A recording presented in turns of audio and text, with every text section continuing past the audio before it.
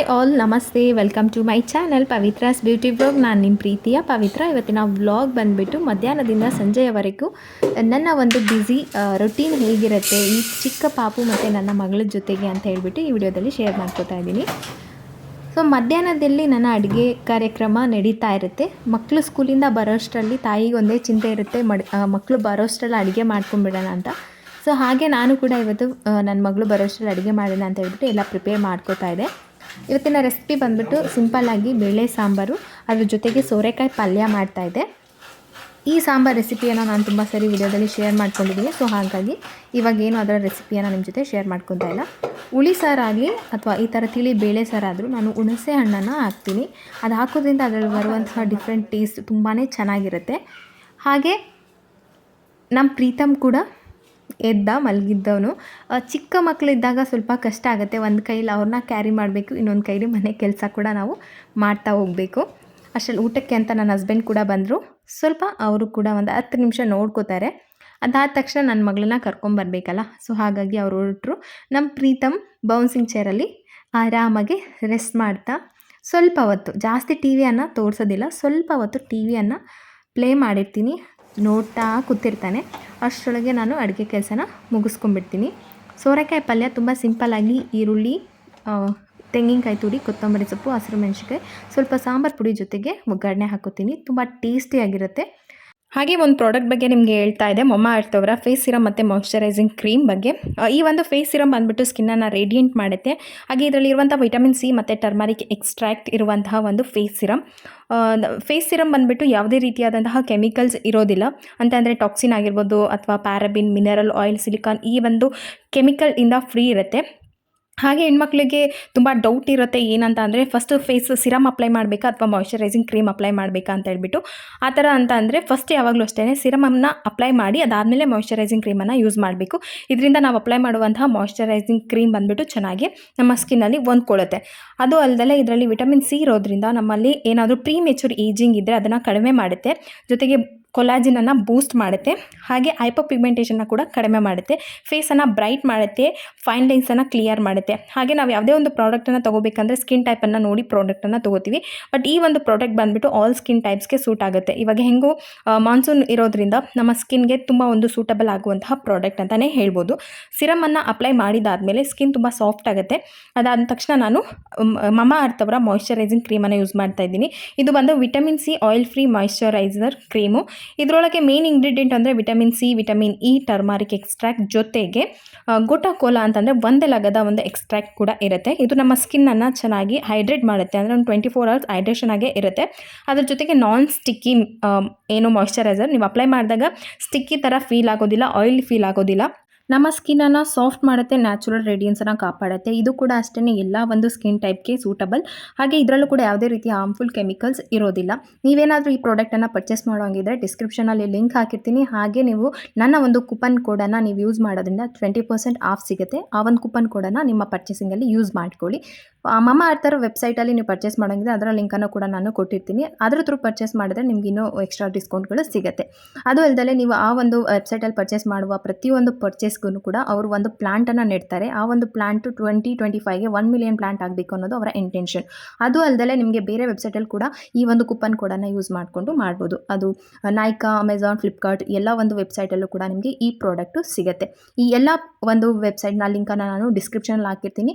So check ಮಾಡಿ ನಿಮಗೆ product ಇಷ್ಟ ಆದರೆ ಬೈ ಮಾಡಿ.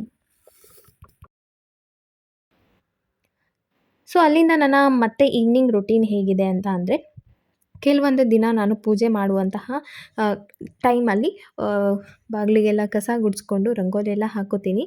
ಇವತ್ತು ಕೂಡ ಅಷ್ಟೇ ಪೂಜೆ ಮಾಡೋದಿತ್ತು. ಹಾಗಾಗಿ ಎಲ್ಲ ಕೂಡ ನಾನು ಸ್ವಚ್ಛ ಮಾಡ್ಕೊತಾ ಇದ್ದೆ.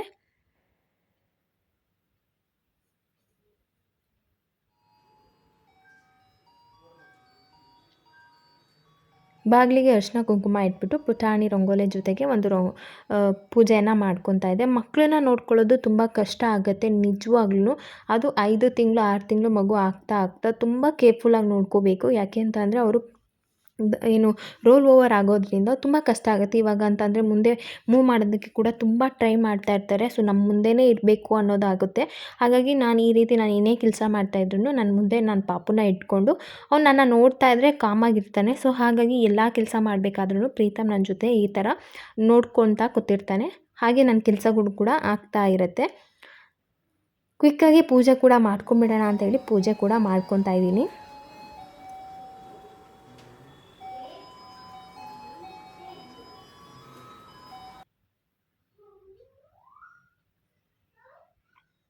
ಸೊ ಇದು ಒಂದು ಏನು ಇಂಡಿಯನ್ ಹೌಸ್ ವೈಫ್ದು ಕಾಮನ್ ರೊಟೀನ್ ಅಂತಲೇ ಹೇಳ್ಬೋದು.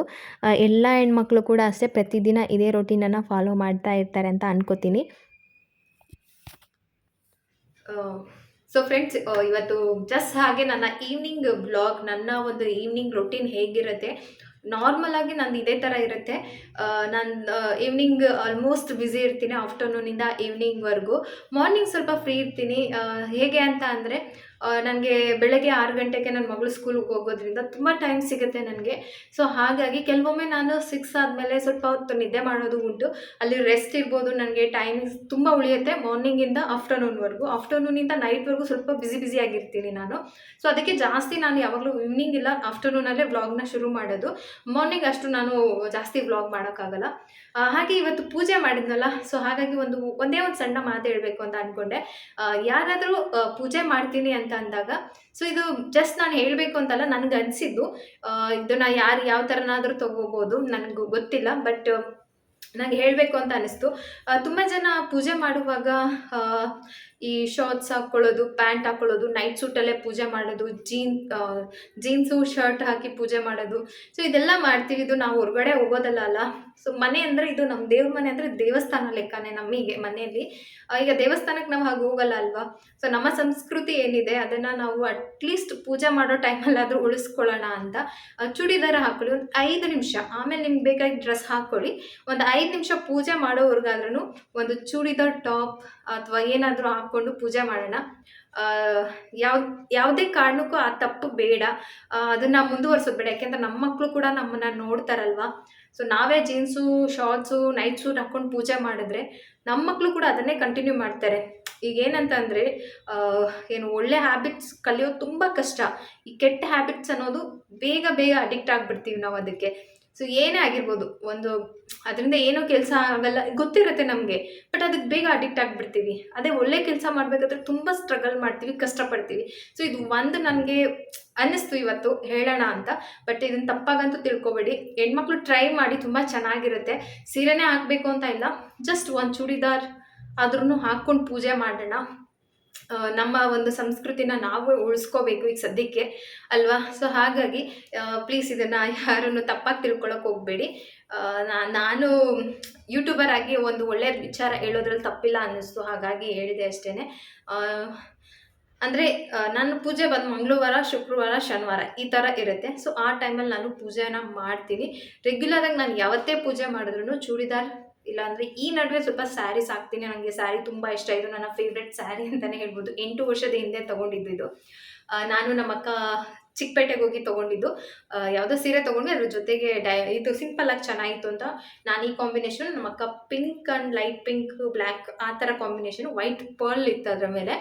ಸೊ ಅದನ್ನು ತೊಗೊಂಡಿದ್ರು. ನಾನು ಇದನ್ನು ತೊಗೊಂಡಿದ್ದೆ. ಇದು ವೆಲ್ವೆಟ್ ಬಾರ್ಡರ್, ಇದು ಬ್ಲೌಸು ವೆಲ್ವೆಟ್ಟು. ಇದರದ್ದು ನಾನು ಸ್ಟಿಚ್ ಮಾಡಿಸಿರಲಿಲ್ಲ. ನನಗೆ ತುಂಬ ಫೇವ್ರೆಟ್ ಸ್ಯಾರಿ ಅಂತಲೇ ಹೇಳ್ಬೋದು ಇದು. ಇವತ್ತಿನ ವ್ಲಾಗ್ ನನ್ನ ರೊಟೀನ್ ಹೇಗಿತ್ತು ಅಂತ ಜಸ್ಟ್ ಹಾಗೆ ನಿಮ್ಮ ಜೊತೆ ಶೇರ್ ಮಾಡಿಕೊಂಡೆ. ನಾನು ಹೇಳಿದ ವಿಚಾರಕ್ಕೆ ದಯವಿಟ್ಟು ಬೇಜಾರು ಮಾಡ್ಕೊಬಿಡಿ. ಒಮ್ಮೆ ಯೋಚನೆ ಮಾಡಿ, ಸರಿನಾ ತಪ್ಪಾ, ಅಥವಾ ನಾವು ಮಾಡ್ತಾ ಇರೋದು ನಮಗೆ ಚಂದ ಅನ್ನಿಸ್ತಾ ಇದೆಯಾ ಅಂತ. ಆವಾಗ ನೀವೇ ಅನ್ಕೋತೀರ, ಹೌದಲ್ವಾ, ಒಂದು 5 ನಿಮಿಷದ ಕೆಲಸ, ಒಂದು 5 ನಿಮಿಷ ಡ್ರೆಸ್ ಹಾಕ್ಕೊಂಡು ನಾವು ದೇವ್ರಿಗೆ ಪೂಜೆ ಮಾಡೋದ್ರಿಂದ ನಮ್ಗೆ ನಿಜವಾಗ್ಲೂ ಒಂದು ಒಳ್ಳೆ ಮನಸ್ಸಿಗೆ ಸಮಾಧಾನ ಸಿಗುತ್ತೆ. ದೇವಸ್ಥಾನಕ್ಕೆ ಹೋಗೋಕ್ಕಾಗತ್ತಾ? ಇದು ನಮ್ಮ ಮನೆ ದೇವಸ್ಥಾನನೇ ಅಲ್ವಾ. ಒಂದು ಸಣ್ಣ ಫೋಟೋ ಇದ್ರೂ ಅದು ದೇವಸ್ಥಾನನೇ. ಸೊ ಹಾಗಾಗಿ ಹೇಳಿದೆ ನಾನು. ಓಕೆ ಫ್ರೆಂಡ್ಸ್, ಇವಾಗ ನಾನು ಪ್ರಸಾದ ಮಾಡೋಣ ಅಂದ್ಕೊಂಡೆ. ತುಂಬ ದಿನದಿಂದ ಒಂದು ಪ್ರಸಾದ ಮಾಡಬೇಕು ಅಂತ ತುಂಬ ಅನ್ಕೋತಾ ಇದ್ದೆ. ಮಾಡೋದಕ್ಕೆ ಟೈಮ್ ಸಿಕ್ಕಿದ್ದಿಲ್ಲ. ನಿಮಗೆ ಗೊತ್ತಿರ್ಬೋದು, ದೇವಸ್ಥಾನಕ್ಕೆ ಅಂತಂದರೆ ಶನ್ಮಾತ್ಮನ ದೇವಸ್ಥಾನಕ್ಕೆ ಹೋದಾಗ ಅಲ್ಲಿ ನಮಗೆ ಕಡಲೆ ಪುಡಿದು ಪ್ರಸಾದ ಕೊಡ್ತಾರೆ. ಕಡಲೆ ಪೌಡರ್ ಮಾಡಿಬಿಟ್ಟು ಕೊಬ್ಬರಿ ಎಲ್ಲ ಹಾಕಿ ಒಂದು ಪೇಪರಲ್ಲಿ ಒಂದೊಂದು ಸ್ಪೂನ್ ಹಾಕಿ ಕೊಡ್ತಾಯಿದ್ರು. ಅದು ನನಗೆ ಒಂದು 3 ದಿನದಿಂದ ನೆನಪಾಗ್ತಾಯಿತ್ತು, ಅದನ್ನು ಮಾಡಬೇಕು ಅಂತ. ಹೆಂಗೋ ಪೂಜೆ ಮಾಡಿದ್ದೀನಿ. ಪೂಜೆ ಅಂತ ಅಂದಾಗ ಆ ದೇವರು ಏನು ಇಟ್ಟಿರ್ತೀವಿ, ಆ ವಿಗ್ರಹ ಒಂದು ಎಷ್ಟು ದೇವ್ರು ಇಟ್ಟಿರ್ತೀವಿ ಅದ್ರ ಮೇಲೆ ಪ್ರಸಾದ ಮಾಡಿ ಇಡಬೇಕಂತೆ. ಸೊ ಹಾಗಾಗಿ ನಾನು ಈ ನಡುವೆ ವಾರದಲ್ಲಿ ಒಂದು ದಿನನಾದರೂ ಪ್ರಸಾದ ಮಾಡ್ತೀನಿ. ಏನು ನಾವೇ ತಿನ್ನೋದಲ್ವ, ದೇವ್ರೇನು ತಿನ್ನಲ್ಲ. ಬಟ್ ಪ್ರಸಾದ ಇಟ್ಟರೆ ಒಳ್ಳೆಯದು ಅಂತ ನಾನು ಕೇಳ್ಪಟ್ಟೆ. ಸೊ ಹಾಗಾಗಿ ಟ್ರೈ ಮಾಡಿ ಫ್ರೀ ಟೈಮಲ್ಲಿ ವಾರದಲ್ಲಿ ಒಂದು ಸರಿ ಯಾವುದಾದ್ರೂ ಪ್ರಸಾದ ಮಾಡಿ ದೇವ್ರಿಗೆ ಇಡೋದಕ್ಕೆ. ಈಗ ನಾನು ಅದನ್ನು ಮಾಡ್ತೀನಿ. ಸೊ ಬನ್ನಿ. ಈ ಪ್ರಸಾದ ಪ್ರತಿಯೊಬ್ಬರಿಗೂ ಗೊತ್ತಿರುತ್ತೆ. ತುಂಬ ಏನು ಡಿಫ್ರೆಂಟ್ ಅಲ್ಲ, ಡಿಫಿಕಲ್ಟ್ ಅಲ್ಲ. ಕಡಲೆಪಪ್ಪು ಮತ್ತು ಸಕ್ಕರೆ, ಏಲಕ್ಕಿಯನ್ನು ಪುಡಿ ಮಾಡಿಬಿಟ್ಟು ಅದಕ್ಕೆ ಕೊಬ್ಬರಿಯನ್ನು ಮಿಕ್ಸ್ ಮಾಡ್ತಾರೆ. ಸ್ವಲ್ಪ ಜನ ಎಳ್ಳು ಕೂಡ ಮಿಕ್ಸ್ ಮಾಡಿ ಕೊಡ್ತಾರೆ, ಶನಿಮಹಾತ್ಮನ ದೇವಸ್ಥಾನದಲ್ಲಿ ಕೊಡೋದಲ್ವಾ ಅಂತ ಹೇಳ್ಬಿಟ್ಟು. ಸೊ ಅದನ್ನು ನಾನು ಪ್ರಿಪೇರ್ ಮಾಡ್ತಾಯಿದ್ದೆ. ಅದನ್ನ ಹಾಗೆ ಒಂದು ಕ್ಲಿಪ್ಪನ್ನು ನಿಮ್ಮ ಜೊತೆ ಶೇರ್ ಮಾಡಿಕೊಂಡೆ. ದಯವಿಟ್ಟು ಯಾರೂ ತಪ್ಪಾಗಿ ತಿಳ್ಕೊಬೇಡಿ ಇದೇನಪ್ಪ ಅಂತ. ತುಂಬ ಜನ ನೈಟಿಯಲ್ಲೇ, ಶಾರ್ಟ್ಸಲ್ಲೇ, ನೈಟ್ ಸೂಟಲ್ಲೇ ಪೂಜೆ ಮಾಡೋರಿದ್ದರೆ ದಯವಿಟ್ಟು ಒಮ್ಮೆ ಯೋಚನೆ ಮಾಡಿ ಸರಿ ಮಾಡ್ಕೊಳ್ಳಿ ಅಂತ ಹೇಳಿದೆ ಅಷ್ಟೇ. ನಿಮಗೆ ಅನುಕೂಲ ಇದ್ದರೆ, ಇಷ್ಟ ಇದ್ದರೆ.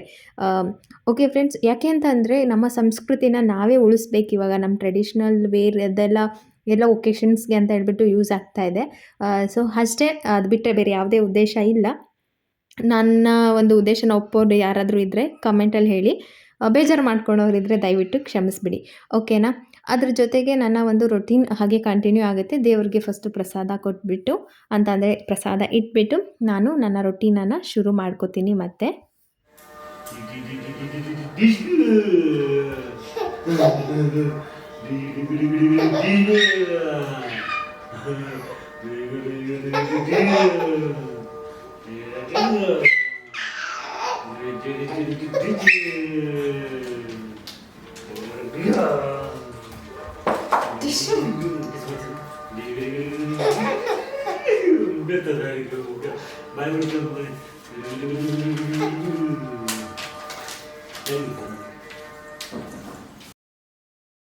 ಹಾಗೆ ಒಬ್ಬರು ಕಮೆಂಟಲ್ಲಿ ಹೇಳಿದರು, ನಾನು ಲಾಸ್ಟ್ ವಿಡಿಯೋದಲ್ಲಿ ಸಬ್ಸ್ಕ್ರೈಬ್ ಮಾಡ್ಕೊಳ್ಳಿ, ವ್ಯೂಸ್ ಬರ್ತಾ ಇದೆ, ಬಟ್ ಅಷ್ಟು ಜನ ನನ್ನ ಚಾನಲಲ್ಲಿ ಸಬ್ಸ್ಕ್ರೈಬರ್ಸ್ ಇಲ್ಲ ಅಂತ ಕೇಳಿದ್ದಕ್ಕೆ.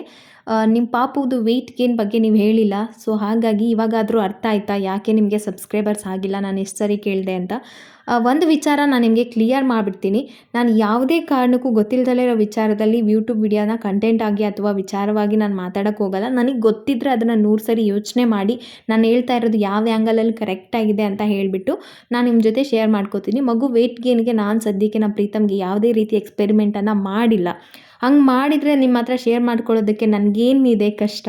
ಎಲ್ಲ ಮಕ್ಕಳೂ, ನನ್ನ ಮಗನ ನೀವು ಮಗನೇ ಅಂತ ಕರಿಬೇಕಾದ್ರೆ ಬೇರೆಯವ್ರ ಮಕ್ಕಳ ಬಗ್ಗೆ ನನಗೂ ಕೂಡ ಯೋಚನೆ ಇರುತ್ತಲ್ವ. ಸೊ ಆ ರೀತಿ ಯಾವುದೇ ಇದು ಇಲ್ಲ ನನಗೆ. ಫುಡ್ ರೂಟೀನ್ ಕೇಳಿದ್ರಿ, ನಾನು ಖಂಡಿತವಾಗ್ಲೂ ತಿಳಿಸ್ತೀನಿ. ಇಲ್ಲ ಮುಂಚೆಗೆ ಹೇಳಿದರೆ ಅದಕ್ಕೆ ನಾನು ನಿಮ್ಗೆ ಆಲ್ರೆಡಿ ಒಂದು ಕ್ಲಾರಿಟಿ ಕೊಟ್ಟಿದ್ದೀನಿ. 5 ತಿಂಗಳು ಮಗುಗೆಲ್ಲ ಫುಡ್ ಕೊಡ್ತೀರಾ, ಏನು ಸಂದೇಶ ಕೊಡ್ತಾ ಇದ್ದೀರಾ ನೀವು, ಕೊಡೋಂಗಿಲ್ಲ ಅಲ್ವಾ ಅಂತೆಲ್ಲ ಬಂದಿತ್ತು. ಸೊ ಅಂಥ ವಿಚಾರದಲ್ಲಿ ನಾನು ಹೇಳೋಂಗಿಲ್ಲ. ಇನ್ನು WHO ಪ್ರಕಾರ 6 ಮಂತ್ ಕಂಪ್ಲೀಟ್ ಆಗಿರೋ ಮಗುಗೆ ಸಾಲಿಡನ್ನು ಸ್ಟಾರ್ಟ್ ಮಾಡಬೇಕು ಅಂತ ಇರೋದು. ಸೊ ಈ ರೀತಿ ಎಲ್ಲ ಇರಬೇಕಾದ್ರೆ ನಾನು ಪಬ್ಲಿಕಲ್ಲಿದ್ದು ನನ್ನ ಮನಸ್ಸಿಗೆ ಬಂದಿದ್ದನ್ನು ಮಾತ್ರ ನಾನು ಹೇಳೋದಕ್ಕಾಗಲ್ಲ. ಇವಾಗ ಗೊತ್ತಾಯ್ತಾ ನಿಮಗೆ ಯಾಕೆ ಸಬ್ಸ್ಕ್ರೈಬರ್ಸ್ ಗೇನ್ ಆಗ್ತಾ ಇಲ್ಲ ಅಂತ. ಆ ಥರ ನೀವು ಅಂದ್ಕೊಂಡು ನನ್ನ ಸಬ್ಸ್ಕ್ರೈಬ್ ಮಾಡ್ಕೊಂಡಿಲ್ಲ ಅಂದರೆ ಪರವಾಗಿಲ್ಲ. ನನ್ನ ಕಂಟೆಂಟನ್ನು ನೋಡಿ ಯಾರು ಇಷ್ಟಪಟ್ಟು ಆಗ್ತಾರೋ ಅವರೇ ಸಾಕು ನನಗೆ. So thank you so much ನಿಮ್ಮ ಒಂದು ಅಭಿಪ್ರಾಯನ ತಿಳಿಸಿದ್ದಕ್ಕೆ. ನನ್ನ ಉತ್ತರ ಇದಾಗಿತ್ತು. ವೆಯ್ಟ್ ಗೇನ್ಗೆ ಅಂತ ಸ್ಪೆಷಲ್ಲಾಗಿ ದಯವಿಟ್ಟು ಏನು ಮಾಡೋಕ್ಕೆ ಹೋಗಬೇಡಿ. ನೀವು ಡಾಕ್ಟರ್ಸ್ನೇ ಹೋಗಿ ಕೇಳಿ, MBBS ಪಾಸ್ ಮಾಡಿರುವಂತಹ ಡಾಕ್ಟರ್ಸ್ನೇ ಕೇಳಿ, ಅವರು ಅದನ್ನೇ ಹೇಳ್ತಾರೆ. ವೆಯ್ಟ್ ಗೇನ್ ಬಗ್ಗೆ ಯೋಚನೆ ಮಾಡಬೇಡಿ, ಮಗು ಹೆಲ್ತ್ ಮತ್ತು ಆ್ಯಕ್ಟಿವಿಟಿ ಹೇಗಿದೆ ಅದ್ರ ಬಗ್ಗೆ ಯೋಚನೆ ಮಾಡಿ ಅಂತ. ಸೊ ಇದಾಯಿತು. ಇದಾದಮೇಲೆ ಈವ್ನಿಂಗಿಗೆ ನನ್ನ ಮಗಳಿಗೆ ಸ್ವಲ್ಪ ಹಾಲು ಬಿಸಿ ಮಾಡಿ ನಾನೊಂದು ಸ್ವಲ್ಪ ಟೀ ಏನಾದರೂ ಮಾಡ್ಕೊಂಡು ಕುಡಿತೀನಿ. ಅದ್ರ ಜೊತೆಯಲ್ಲೇ ನನ್ನ ಅಮ್ಮನ ಹತ್ರ ಮಾತಾಡ್ತಾ ನನ್ನ ಕೆಲಸಗಳು ಸಾಗುತ್ತೆ. ಅಮ್ಮನ ಜೊತೆ ಫೋನಲ್ಲಿ ಮಾತಾಡ್ತೀನಿ. ಪ್ರತಿದಿನ ಒಂದು ಸಾರಿನಾದರೂ ಅಮ್ಮನ ಹತ್ರ ಮಾತಾಡಲೇಬೇಕು. ಅದಾದಮೇಲೆ ನನ್ನ ಈವ್ನಿಂಗ್ ರೊಟೀನ್ ಕಂಟಿನ್ಯೂ ಆಗುತ್ತೆ. ನಾಳೆ ಸ್ಕೂಲ್ ಇರುತ್ತಲ್ವ, ಅದಕ್ಕೆ ಬೆಳ್ಳುಳ್ಳಿ, ಈರುಳ್ಳಿ ಆ ಥರ ಏನಾದರೂ ಮುಂಚೆನೇ ಪೀಲ್ ಮಾಡಿರೋ ಅಂಥ ವಸ್ತುಗಳಿದ್ದರೆ ಅದನ್ನೆಲ್ಲ ನಾನು ಆವಾಗಲೇ TV ನೋಡ್ತಾ ಮಾಡ್ಕೊಂಬಿಡ್ತೀನಿ. ಇಲ್ಲಾಂತಂದರೆ ಬೆಳಗ್ಗೆ ಎದ್ದ ತಕ್ಷಣ ಸ್ವಲ್ಪ ಲೇಟಾಗಿ ಅರ್ಜೆಂಟ್ ಆಗಿಬಿಡುತ್ತೆ. ಹಾಗಾಗಿ ನಾನು ನೈಟೇ ಎಲ್ಲ ಒಂದು ಕೆಲಸನ ಕೂಡ ಬೇಗ ಮಾಡ್ಕೊಳ್ಳೋಕ್ಕೆ ಟ್ರೈ ಮಾಡ್ತೀನಿ. ಸೊ ಇವಾಗ ನಮ್ಮ ಪ್ರೀತಮ್ಗೆ ಸರಿ ಕೊಡುವಂತಹ ಟೈಮ್ ಆಯಿತು. ಆವಾಗ ನಾನು ಪ್ರತಿದಿನ ನೈಟು ರಾಗಿ ಸರಿನೇ ಕೊಡೋದು ನಮ್ಮ ಪ್ರೀತಮ್ಗೆ. ತುಂಬ ಜನ ತುಂಬ ಥರ ಮಕ್ಕಳ ವಿಚಾರದಲ್ಲಿ ದಯವಿಟ್ಟು ಇನ್ನೊಬ್ಬರ ಸಜೆಷನ್ನ ಅಷ್ಟು ಈಸಿಯಾಗಿ ತೊಗೊಳಕ್ಕೆ ಹೋಗಬೇಡಿ. ನೀವು ಯೋಚನೆ ಮಾಡಿ ಏನು ಮಾಡಬೇಕು ಏನು ಮಾಡಬಾರ್ದು ಅಂತ ಹೇಳ್ಬಿಟ್ಟು. ರಾಗಿ ಸರಿ ಕೊಡ್ಬೋದಾ ಅಂತ ಕೇಳ್ತಾರೆ, ಕೊಟ್ಟರೆ ಆಗುತ್ತಲ್ಲ ಹೆಂಗೆ ಕೊಡೋದು ಅಂತಲೂ ಕೇಳ್ತೀರಾ. ನಾನು ಮಾಡೋದನ್ನು ಮಾತ್ರ ಹೇಳ್ಬೋದು, ಅದು ಬಿಟ್ಟು ನಾನು ಬೇರೆನ ಹೇಳೋಕ್ಕಾಗಲ್ಲ. ನನ್ನ ಮಗನಿಗೆ ನಾನು ಏನು ಮಾಡ್ತಾಯಿದ್ದೀನೋ ಅಷ್ಟನ್ನು ನಾನು ಖಂಡಿತವಾಗ್ಲೂ ಹೇಳಿದ್ದೀನಿ, ಹೇಳ್ತಾನೂ ಬಂದಿದ್ದೀನಿ. ಅವನಿಗೆ ಏನು ಕೊಟ್ಟಿದ್ದೀನಿ ಏನು ಕೊಟ್ಟಿಲ್ಲ ಅಂತ. ನಾನು ಸಿಂಗಲ್ ಹ್ಯಾಂಡ್, ನನಗೂ ಭಯ ಇದೆ, ಬಟ್ ನಾನು ಏನು ಮಾಡ್ತೀನೋ ಅದನ್ನು ಯಾವತ್ತೂ ಮಿಸ್ ಮಾಡಿಲ್ಲ, ನಿಮ್ಮ ಜೊತೆ ಶೇರ್ ಮಾಡ್ಕೊಂಡಿದ್ದೀನಿ. ರಾಗಿ ಸರಿ ಹೇಗೆ ಮಾಡೋದು ಅಂತ ಕೂಡ ನಾನು ಹೇಳಿದ್ದೀನಿ. ಮಕ್ಕಳು ಊಟ ಮಾಡಿಸ್ಬೇಕಾದ್ರೆ ಸ್ವಲ್ಪ ತಾಳ್ಮೆಯಿಂದ ಊಟ ಮಾಡಿಸಿ ಅಂತಲೂ ಕೂಡ ನಾನು ನಿಮಗೆ ಪ್ರತಿ ಸಲವೂ ಹೇಳ್ತಾ ಇದ್ದೀನಿ. ಅವ್ರಿಗೆ ಟೈಮಿಂಗ್ಸನ್ನು ಫಿಕ್ಸ್ ಮಾಡ್ಕೊಳ್ಳಿ, ದಯವಿಟ್ಟು ಆ ಟೈಮಿಂಗ್ಸಲ್ಲೇ ಮಕ್ಕಳು ಊಟನ ಕೊಡಿ. ಈ ರೀತಿ ಏನಾದರೂ ಆಟ ಆಡಿಸ್ತಾ ಊಟ ಮಾಡಿಸಿ. ದಯವಿಟ್ಟು ಫೋನು, ಟಿ ವಿ ಯಾವುದೇ ರೀತಿಯ ಡಿಜಿಟಲ್ ಸ್ಕ್ರೀನನ್ನು ತೋರಿಸ್ತಾ ಊಟ ಮಾಡೋ ಅಭ್ಯಾಸನ ಇವಾಗಿಂದನೇ ಶುರು ಮಾಡಬೇಡಿ. ದಯವಿಟ್ಟು ಇದೊಂದು ಬ್ಯಾಡ್ ಹ್ಯಾಬಿಟು. ಇದರಿಂದ ಮೇನ್ ರೀಸನ್ ಮಕ್ಕಳು 2 ವರ್ಷ ಅಲ್ಲ 2 ವರ್ಷದ ಮೇಲಾದರೂ ಮಾತಾಡೋದಕ್ಕೆ ಪ್ರಯತ್ನ ಮಾಡಲ್ಲ. ಇದು ನಮ್ಮ ಒಂದು ಡಾಕ್ಟರ್ ಹೇಳಿದಂಥ ಮಾತು. ಸೊ ಹಾಗಾಗಿ ಅದನ್ನು ನಿಮ್ಮ ಜೊತೆ ಶೇರ್ ಮಾಡ್ಕೊತಾ ಇದ್ದೀನಿ. ಇಲ್ಲಿಗೆ ನನ್ನ ಊಟ ರೊಟೀನ್ ಎಲ್ಲ ಕಂಪ್ಲೀಟ್ ಆಯಿತು. ಸೊ ಇವಾಗ ಮಲಗುವಂತಹ ಟೈಮ್ ಆಯಿತು. ಪ್ರೀತಮ್ಗೆ ಕೂಡ ಟೈಮ್ ಆಗಿದೆ. ಪ್ರೀತಮ್ ಒಂದು 11 ಆಗುತ್ತೆ ಮಲಗೋದು. ಇದು ಅವನ ಸ್ಲೀಪಿಂಗ್ ರೊಟೀನ್. ಅವನ ಸ್ಲೀಪಿಂಗ್ ರೊಟೀನನ್ನು ಕೂಡ ನಾನು ನಿಮ್ಮ ಜೊತೆ ಒಂದು ಪ್ರೀತಮ್ನ ಮಾರ್ನಿಂಗ್ ಟು ಈವ್ನಿಂಗ್ ರೊಟೀನ್ ತೋರಿಸ್ತೀನಿ, ಅವಾಗೇ ಹೇಳ್ತೀನಿ. ಸೊ ಎಲ್ಲರಿಗೂ ಕೂಡ ಗುಡ್ ನೈಟ್ ಹೇಳ್ತಾ ಇವತ್ತಿನ ವ್ಲಾಗ್ನ ಮುಗಿಸ್ತಾ ಇದ್ದೀನಿ. ಈ ವ್ಲಾಗ್ ನಿಮ್ಗೆ ಇಷ್ಟ ಆಗಿದ್ರೆ ಪ್ಲೀಸ್ ಲೈಕ್ ಮಾಡಿ, ನಿಮ್ಮ ಅನಿಸಿಕೆಗಳನ್ನು ಕಮೆಂಟಲ್ಲಿ ತಿಳಿಸಿ. Thank you.